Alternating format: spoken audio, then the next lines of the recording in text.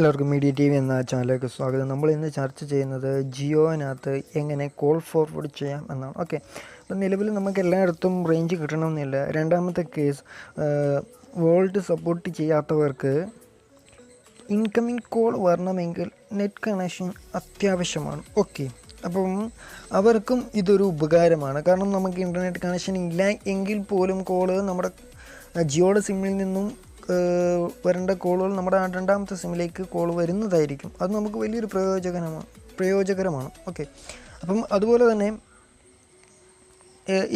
ഇതിനങ്ങനെ ലിമിറ്റേഷൻസും കാര്യങ്ങളൊന്നുമില്ല. മറ്റ് സിമ്മുകളിലെ പോലെ നമ്മുടെ ഓട്ടോമാറ്റിക്കായി കോൾ വന്നല്ലോ, യാതൊരു ചാർജസും കാര്യങ്ങളൊന്നും ഇല്ല. ഓക്കെ, അത് തികച്ചും ഫ്രീ ആണ്.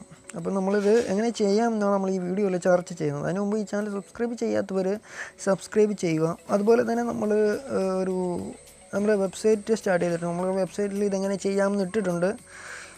ഓക്കെ, നമ്മുടെ വെബ്സൈറ്റിൽ ഇതിട്ടിട്ടുണ്ട് coinload.in. അതിൻ്റെ ഒരു പോസ്റ്റിൻ്റെ ലിങ്കും നമ്മൾ ഈ ഡിസ്ക്രിപ്ഷനിൽ ഇട്ടിട്ടുണ്ട്, ഈ വീഡിയോയുടെ ഡിസ്ക്രിപ്ഷൻ. അതുപോലെ തന്നെ നമ്മുടെ ഫേസ് പേജുണ്ട്, മീഡിയ ടി വി എന്ന് പറയുന്ന ഫേസ് പേജുണ്ട്. അപ്പം അതിൽ നമ്മൾ പോസ്റ്റ് ഇട്ടിട്ടുണ്ട്. നമ്മുടെ ഫേസ്ബുക്ക് പേജ് മാക്സിമം സപ്പോർട്ട് ചെയ്യുക, ലൈക്ക് ചെയ്യുക. അതുപോലെ തന്നെ ഈ ഫേസ് പേജിൽ നമ്മൾ ഇട്ടിരിക്കുന്ന അതിൻ്റെ പോസ്റ്റ് പറ്റുന്നവർ ഷെയർ ചെയ്യുക. ഗുണകരമെന്ന് നിങ്ങൾക്ക് തോന്നിയാൽ ഷെയർ ചെയ്യുക. കാരണം എന്ന് പറഞ്ഞാൽ ഒരുപാട് പേര് ഈ ജിയോയുടെ ഈ സിം എടുത്ത് കഴിഞ്ഞിട്ട് ഇൻകമിങ് കോളിൽ വരുന്നൊരു പ്രോബ്ലമാണ്. അവർക്ക് റിസീവ് ആകാതെ പോകുന്നത് ഇൻ്റർനെറ്റ് കണക്ഷൻ മൂലം. ചിലപ്പോൾ ഇൻ്റർനെറ്റ് കണക്ഷൻ ഉണ്ടെങ്കിൽ പോലും നമ്മുടെ ആ ജിയോ 4G എന്ന് പറയുന്ന വോയിസ് എന്ന് പറയുന്ന ആപ്ലിക്കേഷനിൽ ഇൻ്റർനെറ്റ് കണക്ഷൻ ലഭ്യമായില്ല എങ്കിൽ അത് കോൾ റിസീവ് ആകില്ല. അതൊരു പ്രോബ്ലമാണ്. സോ ആ ഒരു പ്രോബ്ലം ഇത് ഉപയോഗിച്ച് ബൈപ്പാസ് ചെയ്യുന്നതാണ്. ആദ്യം നമ്മൾ ഇത് എങ്ങനെ ഡീആക്ടിവേറ്റ് ചെയ്യാമെന്നാണ് പറയുന്നത്.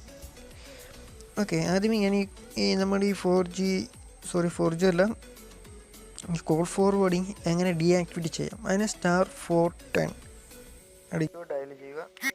നമ്പർ പരിധിക്ക് പുറത്താകുമ്പോൾ അല്ലെങ്കിൽ സ്വിച്ച് ഓഫ് ചെയ്തിരിക്കുമ്പോൾ കോൾ ഫോർവേഡ് താങ്കളുടെ നമ്പറിൽ ഡീആക്ടിവേറ്റ് ചെയ്തു.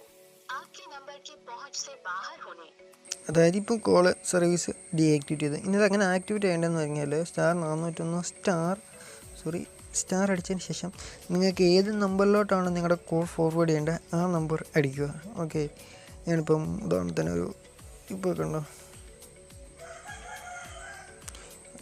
വേണ്ട, എൻ്റെ നമ്പർ അടിച്ചു കഴിഞ്ഞാൽ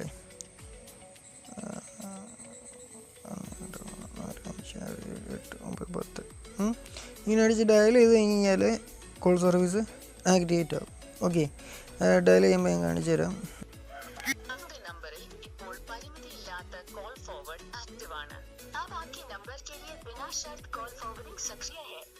ഇപ്പം കോൾ ഫോർവേഡിങ് ആക്ടിവേറ്റ് ആയി. നമ്മൾ ആ നമ്പറിലേക്ക് ഒന്ന് ഡയൽ ചെയ്ത് നോക്കാം. അതെന്താണ് പറയുന്നത് നോക്കാം.